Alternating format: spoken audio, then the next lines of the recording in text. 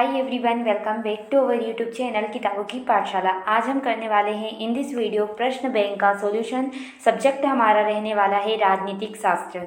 चलिए देखते हैं आज हम किस चैप्टर का सॉल्यूशन करने वाले हैं। तो उससे पहले मैं आपको बता दूं, अभी तक हमने कुछ चैप्टरों का सॉल्यूशन कर लिया है। जैसे कि आप देख सकते हैं राष्ट्र निर्माण की चुनौतियां, यानी कि फर्स्ट चैप्टर, सेकेंड चैप्टर, साथ ही third chapter and fourth chapter.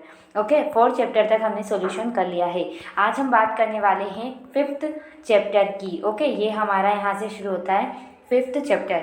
उससे पहले मैं आपको बता दूं, हमने टेलीग्राम ग्रुप जो ग्रुप है या टेलीग्राम चैनल है वो क्रिएट किया है। तो आप उस चैनल पर जुड़ जाइए, ताकि जैसे ही मैं क्वेश्चन बैंक से रिलेटेड कोई भी वीडियो अपलोड करूं, ओके, कोई भी वीडियो अपलोड करूं तो तुरंत आप तक नोटिफिकेशन पहुंच जाए सबसे पहले। ओके, इसलिए आप उस टेलीग्राम चैनल को ज्वाइन कर लिए। कैसे करेंगे?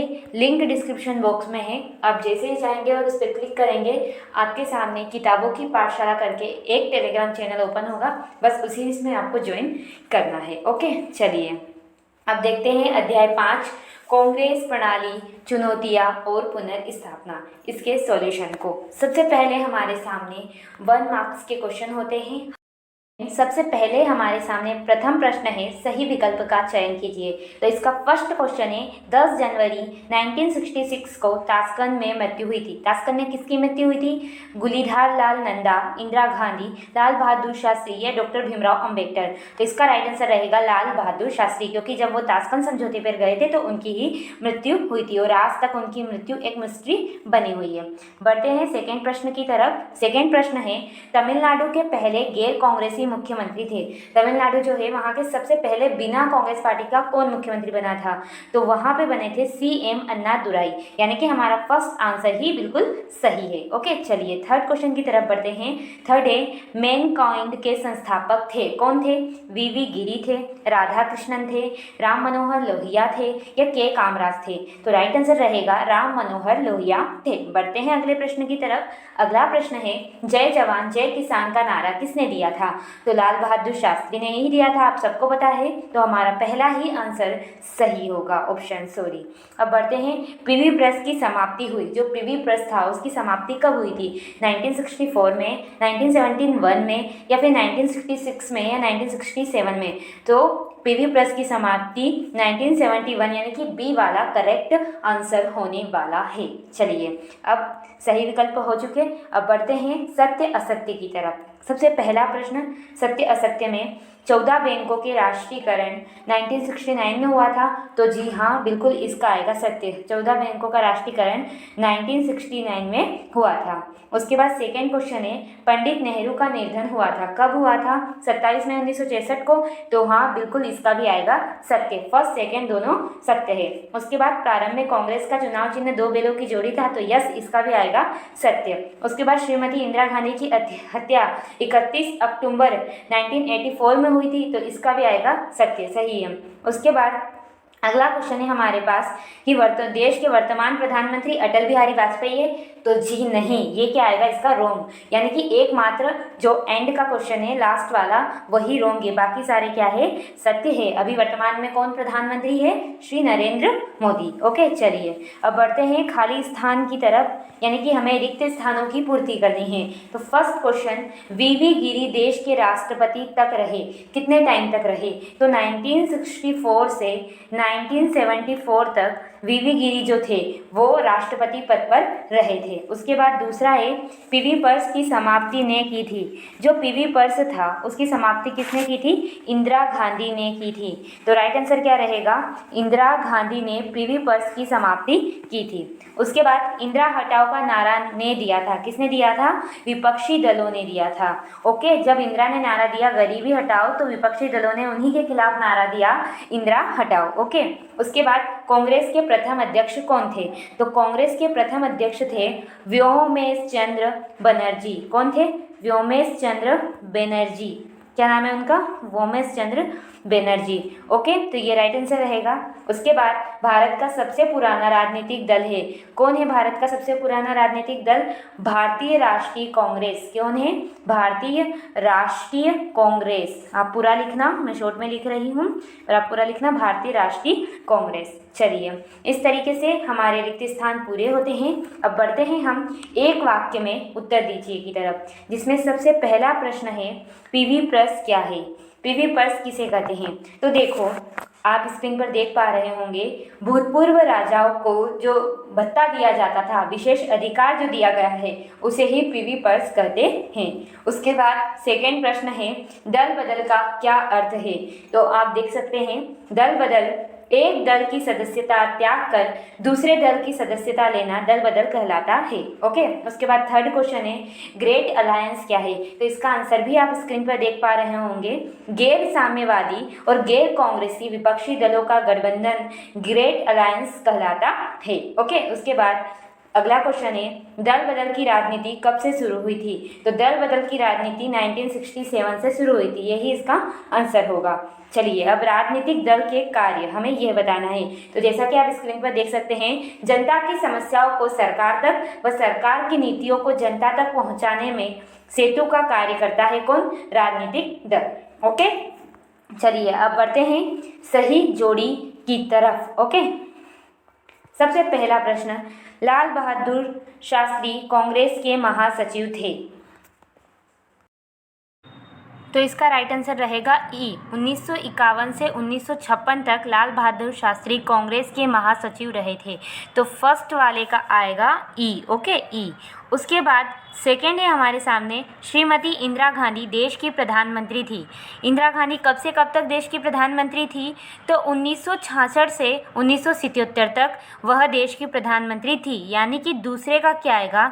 दूसरे का आएगा डी, तो इसका आएगा डी। ओके, उसके बाद है तीसरा, चौथा आम चुनाव भारत में हुआ था। तो जस्ट इसके सामने का ही आ जाएगा, 1967 में चौथा आम चुनाव हुआ था, तो इसका आएगा सी। ओके, तो यहाँ पर तीसरे का आएगा सी। ठीक, उसके बाद राम मनोहर लोहिया सांसद थे। जो राम मनोहर लोहिया थे, उनका सांसद जब वो रहे थे तो कितने वर्षों तक, मतलब क्या कार्यकाल था उनका? तो इसका आंसर रहेगा बी। 1963 से 1967 तक वह क्या रहे थे? सांसद रहे थे। तो इसका यहाँ पर चौथे का आ जाएगा बी। ओके, उसके बाद वी गिरी देश के राष्ट्रपति थे। जो वी वी थे वो कितने वर्ष, कब तक उनका कार्यकाल था? तो उनका कार्यकाल था ए 1969 से 1974 तक। ओके, तो यहाँ पर ई का आ जाएगा, पांचवे वाला का आ जाएगा ए। ओके, तो आपको पता चल गया ई, डी, सी, बी और ए, इस तरीके से हमारी सही जोड़ी होने वाली है। तो इस प्रकार हमारी सही जोड़ी कंप्लीट हो गई। चलिए अब बढ़ते हैं आगे के प्रश्न उत्तर की तरफ। तो आगे हमारे प्रश्न उत्तर है लघु उत्तरीय प्रश्न, जो कि 2 मार्क्स के होने वाले हैं। ओके, तो देखते हैं इनको फटाफट से एक एक करके। सबसे पहले है हमारे सामने 1960 के दशक को खतरनाक दशक क्यों कहा जाता था? यानी कि 1960 के दशक में ऐसा क्या हुआ कि उसे खतरनाक दशक की संज्ञा दी गई? तो चलिए इसके आंसर को देख लेते हैं। सो फ्रेंड, आप स्क्रीन पर देख सकते हैं, खतरनाक दशक किसे कहा जाता है? तो देखो, 1960 के दशक को खतरनाक दशक कहा जाता है क्योंकि गरीबी, गैर बराबरी, सांप्रदायिकता और क्षेत्रीय विभाजन जैसी कठिनाइयाँ इस समय पर आई थी देश में। देश की हालत बिल्कुल बेकार थी, गरीबी हुई, गैर बराबरी हुई, सांप्रदायिकता बहुत फैल गई थी, क्षेत्रीय विभाजन बहुत फैल गया था। तो ऐसी कठिनाई 1960 के दशक में बहुत ज़्यादा देश के सामने थी। इसी कारण 1960 के दशक को खतरनाक दशक कहा जाता है। तो ये इसका आंसर होने वाला है। तो जल्दी से आप इसका स्क्रीनशॉट ले लीजिए या फिर इसको अपनी नोटबुक में नोट डाउन भी कर लीजिए। और हाँ, ना भूले टेलीग्राम ग्रुप ज्वाइन करना, जिसके बारे में मैं पहले भी आपको बता चुकी हूँ। चलिए अब बढ़ते हैं अगले क्वेश्चन की तरफ। सो फ्रेंड, अगला क्वेश्चन है हमारा, गरीबी हटाओ कार्यक्रम में कौन कौन से कदम उठाए गए? यानी कि जो इंदिरा गांधी ने गरीबी हटाओ कार्यक्रम बताया था, उसमें क्या क्या कदम उठाए गए थे, किन किन लोगों के लिए? तो चलिए इसके आंसर को भी देखते हैं। सो फ्रेंड, आप स्क्रीन पर देख पा रहे हैं गरीबी हटाओ में वंचित वर्गों विशेषतः भूमिहीन किसान, दलित और आदिवासी, अल्पसंख्यक, मुस्लिम तथा बेरोजगार नवयुवकों के बीच श्रीमती गांधी द्वारा अपने समर्थन का आधार बनाने का प्रयास किया गया। यानी कि इस गरीबी हटाओ कार्यक्रम के अंतर्गत भूमिहीन किसान, दलित और आदिवासी, अल्पसंख्यक, मुस्लिम और बेरोजगार नवयुवकों के लिए कदम उठाए गए। तो ये इसका आंसर होने वाला है। ओके, तो इसका भी आप स्क्रीनशॉट ले लीजिए। चलिए अब बढ़ते हैं अपने नेक्स्ट क्वेश्चन की तरफ। सो फ्रेंड, हमारा अगला प्रश्न है भारत के 8 प्रधानमंत्रियों के नाम क्रम से लिखिए। तो ये जो क्वेश्चन है इसका आंसर आपको देना है। ओके, आप कहाँ से देंगे तो आप गूगल पे सर्च कर लेना, आपको 8 प्रधानमंत्रियों के नाम मिल जाएंगे, लेकिन आपको क्रम से यानी कि एक के बाद एक जो बने उन्हीं के हिसाब से आपको लिख के मुझे कमेंट में बताना है, ताकि मुझे पता चलेगा कि आप वीडियो पूरा ध्यान से देख रहे हैं। ओके, और आप सर्च करेंगे तो आपको नेम याद भी हो जाएंगे। ओके, तो ये क्वेश्चन आपके लिए है। चलिए अब बढ़ते हैं प्रश्न क्रमांक 4 की तरफ, जिसका क्वेश्चन है आया राम गया राम को समझाइए। ये आया राम गया राम क्या है, इसको हमें समझाना है। तो चलिए इसके आंसर को भी देख लेते हैं। सो फ्रेंड, आप स्क्रीन पर देख पा रहे हैं 1967 के चुनाव के बाद हरियाणा के एक विधायक गयालाल ने राजनीतिक निष्ठा बदलने का एक ऐसा कीर्तिमान ही स्थापित कर दिया। उन्होंने क्या किया, एक पखवाड़े के अंदर 3 दफ़ा अपनी पार्टी बदली।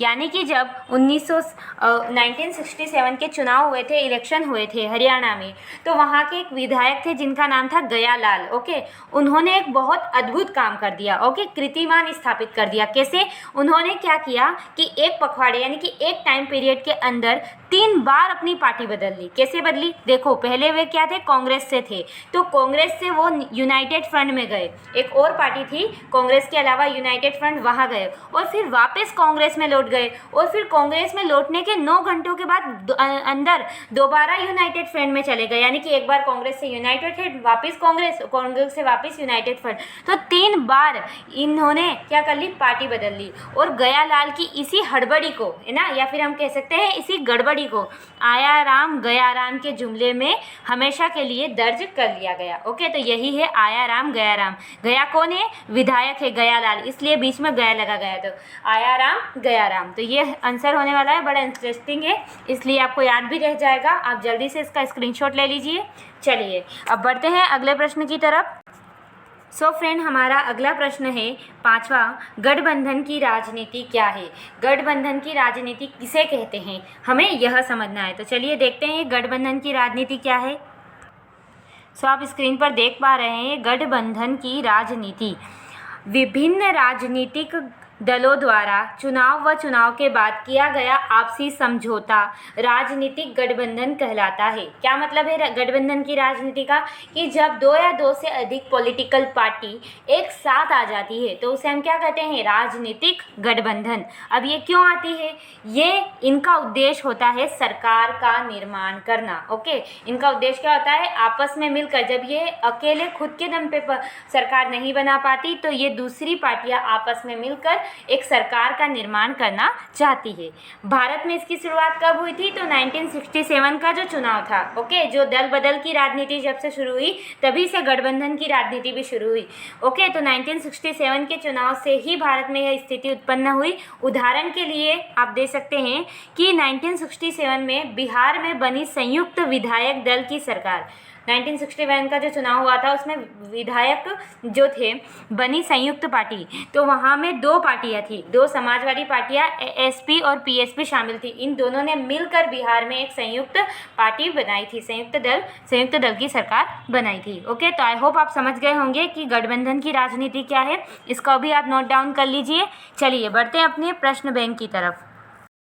सो फ्रेंड, इस तरीके से हमारा प्रश्न क्रमांक 6 भी कंप्लीट होता है। अब हम आ चुके हैं प्रश्न क्रमांक 7 की तरफ, जो कि 4 अंकीय प्रश्न है। तो चलिए देखते हैं, इसके हर एक प्रश्न को सोल्यूशन करते हैं। सबसे फर्स्ट क्वेश्चन है 1969 में कांग्रेस का विभाजन क्यों और कैसे हुआ। जो कांग्रेस टूट गई थी वो कैसे टूटी और क्यों टूटी, मतलब उसके पीछे का क्या कारण था, तो इसको हम समझने वाले हैं। तो चलिए इसका आंसर भी जल्दी से देखते हैं।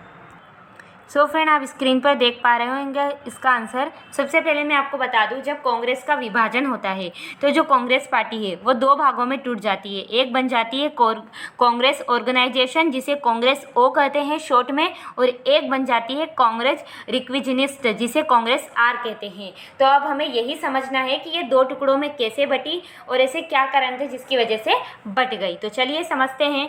देखो क्या होता है, 1969 में तो कांग्रेस का विभाजन हो जाता है।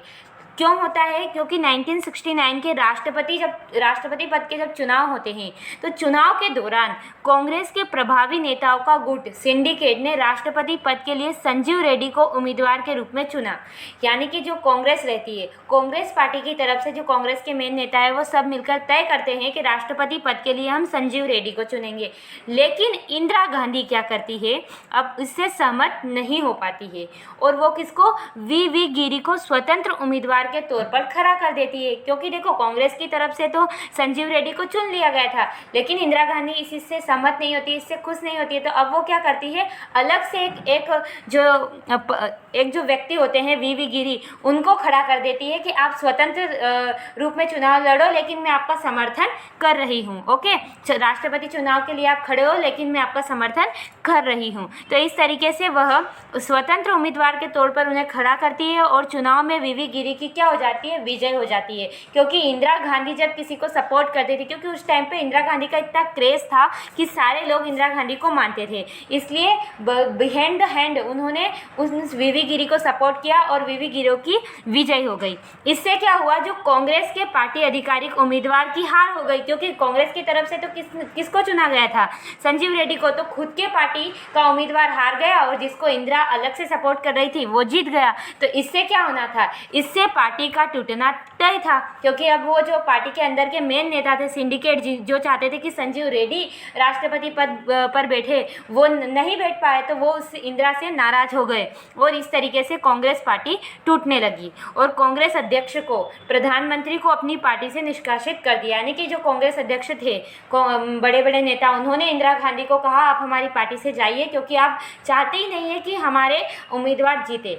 इसलिए कांग्रेस से इंदिरा गांधी को बाहर कर दिया और फिर 1969 के नवंबर तक सिंडिकेट की अगुवाई वाले कांग्रेस खेमे को, क्योंकि कांग्रेस का अलग खेमा हो गया, जो रियल कांग्रेस थी उसे ऑर्गेनाइजेशन कहा गया, और फिर इंदिरा गांधी अलग हुई तो इंदिरा गांधी ने एक अलग कांग्रेस बना ली, तो जिसको कांग्रेस रिक्विजनिस्ट कहा जाने लगा। अतः इन दोनों दलों को क्रमशः पुरानी कांग्रेस, जो पहले से थी उम्मीदवार, जो बड़े बड़े नेता वाली कांग्रेस ऑर्गेनाइजेशन, उसे पुरानी कांग्रेस, और जो इंदिरा गांधी ने बनाई थी उसे नई कांग्रेस भी कहा जाने लगा। और इस तरीके से क्या हुआ, कांग्रेस का विभाजन हो गया। और कारण भी आपको मैंने बता दिया, 1969 का राष्ट्रपति चुनाव और सिंडिकेट, यानी कि जो बड़े बड़े नेता था उनके ग्रुप और इंदिरा गांधी के बीच में मतभेद, यही कारण है जिसकी वजह से कांग्रेस का विभाजन हुआ। तो जल्दी से आप इसका स्क्रीनशॉट ले लीजिए।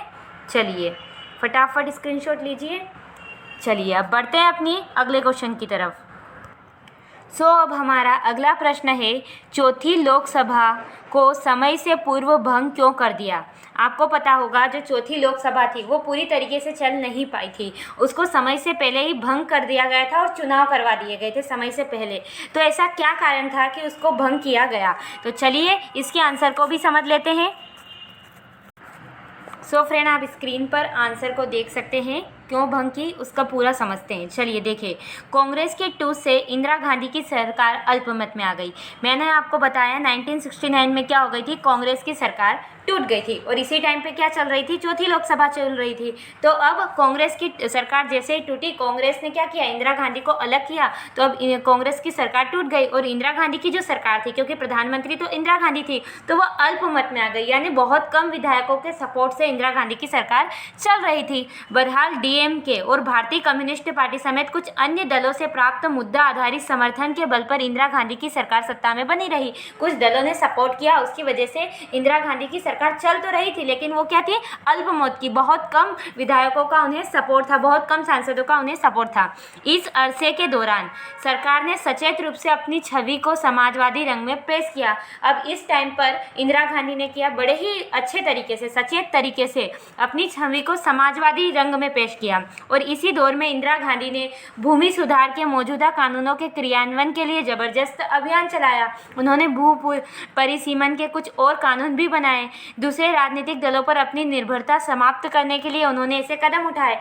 जब उन्होंने ऐसे कदम उठाए तो उन्होंने देखा कि उनको काफ़ी जनता का सपोर्ट मिल रहा है, इसलिए संसद में अपनी पार्टी की स्थिति मजबूत करने के लिए और अपने कार्यक्रमों के पक्ष में जनादेश हासिल करने की गरज से इंदिरा गांधी की सरकार ने 1970 के दिसंबर में लोकसभा भंग करने की सिफारिश की। क्या किया? लोकसभा भंग करने की सिफारिश कर दी। आई होप आप समझ गए होंगे। क्या हुआ था कि जैसे ही कांग्रेस की सरकार अल्पमत में आई तो अब इंदिरा गांधी प्रधानमंत्री थी, लेकिन धीरे धीरे जिस तरीके से सरकार चल रही थी ऐसे इंदिरा गांधी सरकार नहीं चलाना चाहती थी। वो कुछ ऐसे कदम उठा रही थी जिससे उसको बहुत सपोर्ट मिला। तो उसने देखा कि जनता मेरा समर्थन कर रही है और यही वह स्थिति है जब मैं संसद को भंग कर दूँ, ओके, लोकसभा को भंग कर दूँ, सॉरी संसद को नहीं, लोकसभा को भंग कर दूँ और डबल से चुनाव कराऊँ। तो 1970 के दिसंबर में लोकसभा को इसी कारण इंदिरा गांधी ने भंग करा दिया और 1971 में 5वें आम चुनाव करवाए और उसमें इंदिरा गांधी की भारी मात्रा में विजय हुई। तो इसी कारण से जो लोकसभा थी उसे भंग किया गया। तो यही आंसर आपको लिखना है। चलिए बढ़ते हैं अगले प्रश्न की तरफ। सो फ्रेंड, अब हमारा तीसरा प्रश्न है, श्रीमती इंदिरा गांधी का भारत के विकास में योगदान की व्याख्या कीजिए। हमें बतानी है कि इंदिरा गांधी देखो 2 से 3 बार हमारे यहाँ प्रधानमंत्री बनी, तो उन्होंने भारत के विकास में क्या योगदान दिया, उनकी हमें व्याख्या करनी है। तो चलिए देखते हैं इसके आंसर को। सो फ्रेंड, इस क्वेश्चन का आंसर आपको स्क्रीन पर दिखाई दे रहा है। देखो, श्रीमती इंदिरा गांधी का भारत के विकास में महत्वपूर्ण योगदान है। इस योगदान को हम निम्न बिंदुओं के माध्यम से समझ सकते हैं। हमें यह समझना है कि भारत के विकास में इंदिरा गांधी का क्या योगदान है, तो उसे हम इन सारे बिंदुओं को जब हम पढ़ेंगे, हम समझेंगे, तो हमें समझ में आ जाएगा कि कितना महत्वपूर्ण योगदान इंदिरा गांधी का इंडिया की ग्रोथ में, इंडिया के विकास में रहा है। चलिए देखते हैं एक एक करके। सबसे पहले तो गरीबी हटाओ का कार्यक्रम।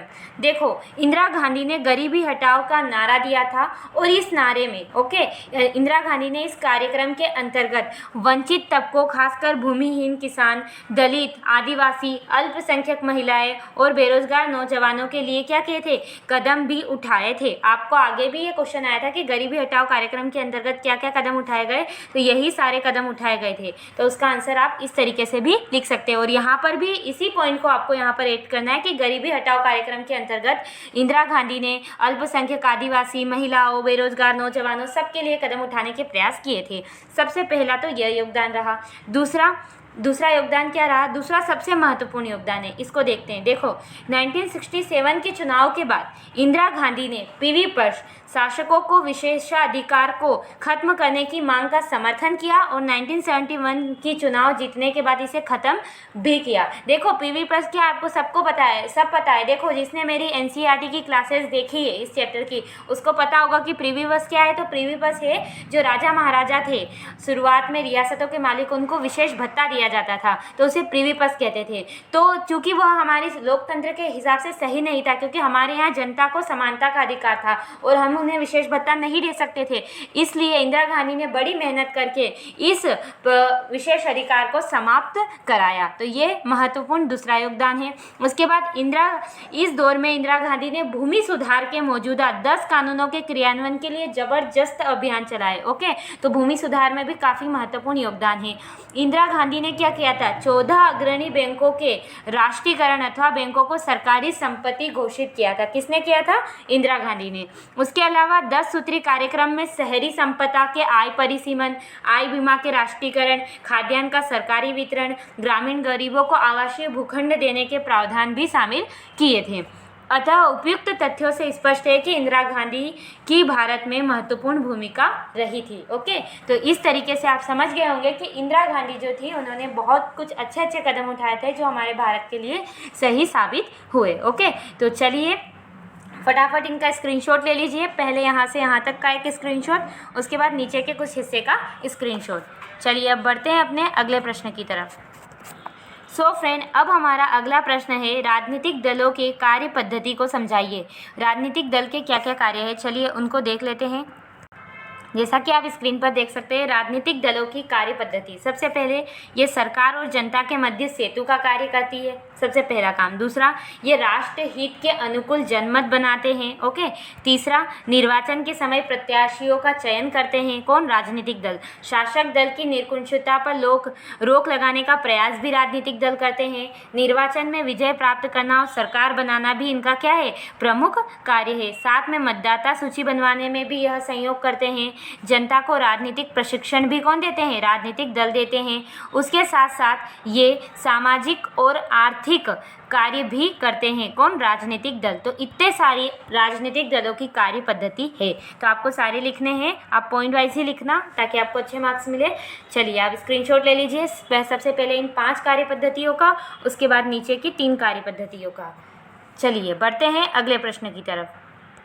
देखिए, अब अगला प्रश्न है, दल बदल राजनीति के कुप्रभाव की व्याख्या कीजिए। और यही हमारा लास्ट क्वेश्चन है। इसके बाद हमारा चैप्टर 5 भी कंप्लीट हो जाएगा। तो चलिए इसके आंसर को भी देख लेते हैं।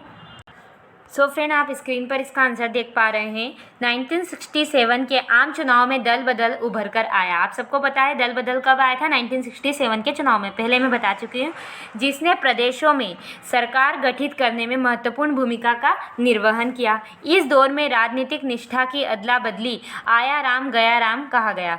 भारतीय राजनीतिक व्यवस्था पर इस दल बदल के निम्न कुप्रभाव पड़े। ओके, हमें कुप्रभाव बताने। तो देखते हैं क्या क्या हुए। सबसे पहला, दल बदल की आया राम गया राम प्रवृत्ति से कांग्रेस को अपार क्षति पहुंची, क्योंकि इस प्रवृत्ति के फलस्वरूप हरियाणा ही नहीं, मध्य प्रदेश तथा उत्तर प्रदेश में गैर कांग्रेसी सरकार अस्तित्व में आ गई।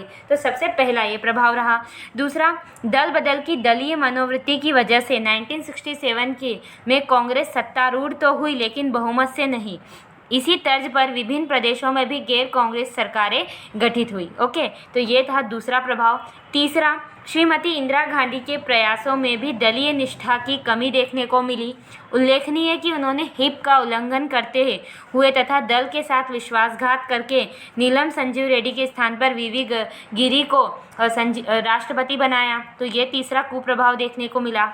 चौथा, दलीय विश्वासघात ने 1975 के आपातकाल को अमर्यादित उछाल दिया। तो कुछ ये 4-5 प्रभाव है जो भारतीय राजनीतिक व्यवस्था पर दल बदल के नेगेटिव इफेक्ट हुए। चलिए इनका स्क्रीनशॉट ले लीजिए। सबसे पहले यहाँ से यहाँ तक, फर्स्ट एंड सेकेंड, फिर third and fourth. I hope आपने स्क्रीनशॉट ले लिया होगा। चलिए बढ़ते हैं अपनी क्वेश्चन बैंक की तरफ। सो फ्रेंड, इस तरीके से आप देख सकते हैं हमारा जो चैप्टर 5 था वो पूरी तरीके से अब कंप्लीट हो चुका है। अब नेक्स्ट वीडियो में मैं आपको चैप्टर 6 कराने वाली हूँ और इसके बाद हमारी जो सेकंड बुक है वो पूरी तरीके से कंप्लीट हो जाएगी और फिर हम फर्स्ट बुक स्टार्ट कर देंगे। ओके, तो आज का ये वीडियो अगर आपको पसंद आया हो तो प्लीज़ वीडियो को लाइक कीजिए, शेयर कीजिए आपके फ्रेंड्स के साथ एंड हमारे चैनल को सब्सक्राइब कीजिए। Thanks for watching. धन्यवाद।